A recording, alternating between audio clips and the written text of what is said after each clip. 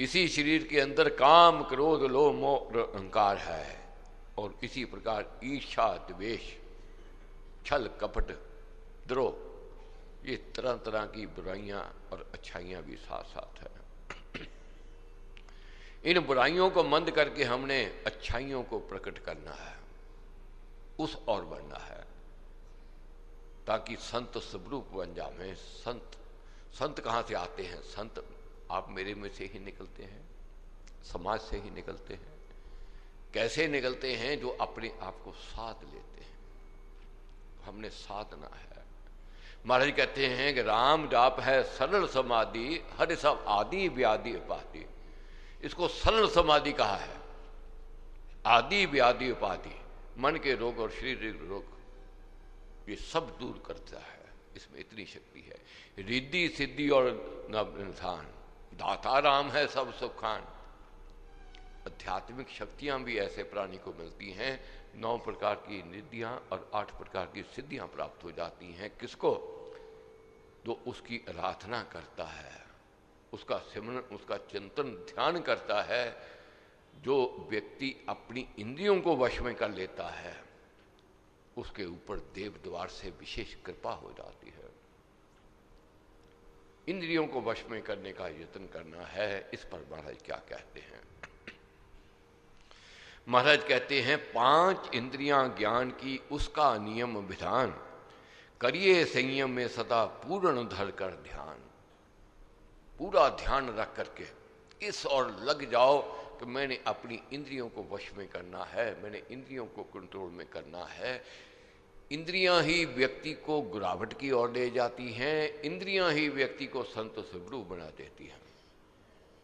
अगर अपने वश में इंद्रियां हैं तो ये सज्जनता की ओर ले जाएंगी, संत स्वरूप बनवा देंगे। और यही बेकाबू है, इसका प्राणी का पतन निश्चित है। अब जैसे गाड़ी है, गाड़ी जब तक व्यक्ति चालक के कंट्रोल में है, वह गाड़ी मंजिल तक ले जाएगी। जिस समय आउट ऑफ कंट्रोल हो जाती है, चालक के हाथ से निकल जाती है, एक्सीडेंट निश्चित है, इसको कोई रोक नहीं सकता है। क्यों? अब मेरे कंट्रोल में नहीं रहे, एक्सीडेंट हो गया। इसी प्रकार जब हमारा कंट्रोल नहीं रहा अपनी आंखों पर, अपनी वाणी पर, अपने कान पर, अपने हाथों पर, पैरों पर, ये गलत दिशा की ओर ले जाएंगे और पतन निश्चित है। महाराज कहते हैं पहले संयम में करे कान को बहु सुधार, अपजश सुनना अन्य का निंदा पैशुन टार। सबसे पहली सीढ़ी कौन सी है? अगर आगे बढ़ना चाहते हो, आध्यात्मिक उपलब्धियां चाहते हो, आध्यात्मिक ज्ञान की लालसा है, यज्ञ तप तपस्या कर रहे हो, उसकी प्रसादी की चाहना है, तो सबसे पहले संयम में करना है इन अपने कानों को। क्योंकि ये रस लेते हैं बुराई का, ये रस लेते हैं अपनी प्रशंसा का। इनको आदत है सुनने की अपना गुणगान, अपनी प्रशंसा, अपनी बढ़ाई और दूसरों की निंदा और दूसरों की चुगली।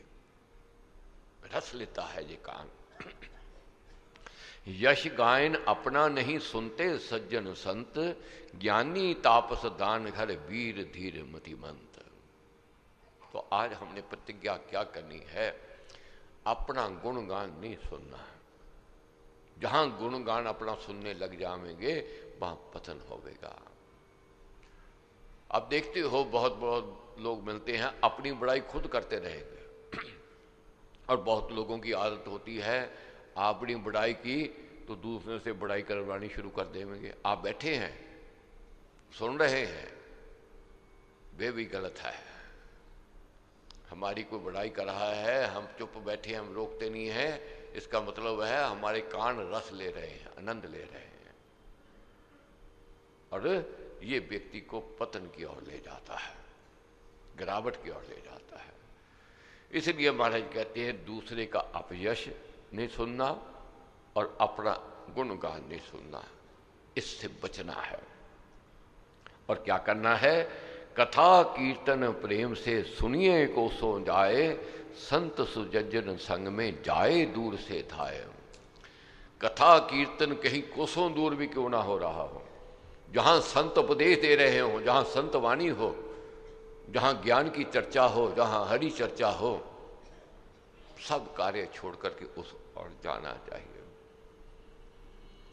कल मैंने बात कही थी, यही प्रार्थना करो संत का संग और सत्संग ना छूटे।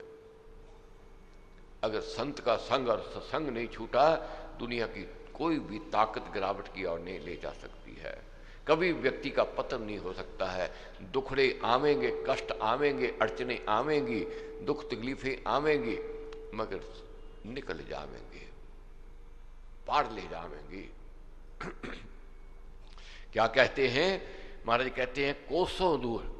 मैं देखता हूं बहुत दूर दूर से आप लोग आते हो, 15-15, 20 किलोमीटर से आना बहुत बड़ी बात है, छोटी बात नहीं है। और नित्य प्रतिदिन आना और नियमित रूप से आना और समय पर आना, ये कौन सी शक्ति लेकर के आती है? अंदर उमंग है कि मैंने कुछ बनना है, मैंने कुछ करना है। ये उमंग ही व्यक्ति को तप करवाती है, साधना करवाती है।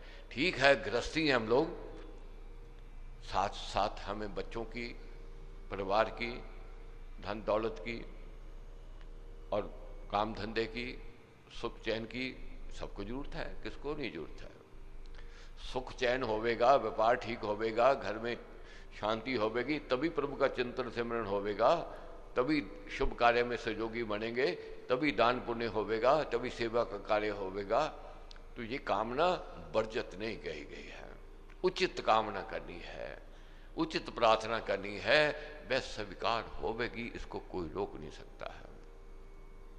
ये विश्वास जगाना है, भरोसे को जगाना है।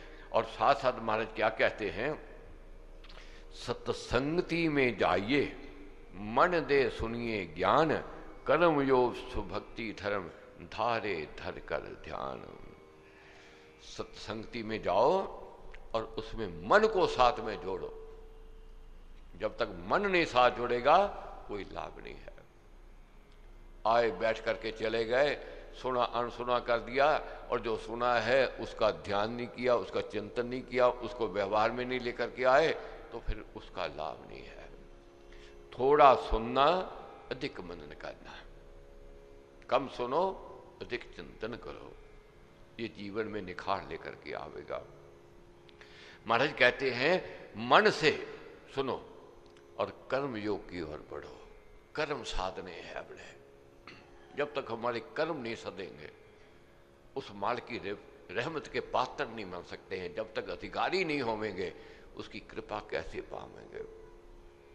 अपने बच्चे ही दुराचारी होवें और सभ्य होवें, बात ना मानने वाले हों, कहना ना मानने वाले हों, अनादर करने वाले हों, माँ बाप भी देने में संकोच कर जाते हैं। माँ बाप भी उससे छुपा छुपा के रखते हैं। क्यों कहते हैं जी इसका जीवन ही ऐसा है, इसको क्या दिखाने की जरूरत है, इसको क्या कहने की जरूरत है। वही बच्चे का जब व्यवहार अच्छा हो जाता है, चरित्र अच्छा हो जाता है, संगति अच्छी हो जाती है, विचारधारा अच्छी हो जाती है, माँ बाप सब कुछ उसके हाथ में पकड़ा देते हैं। ये लो पकड़ लो, आप संभाल लो, आप करो। कब?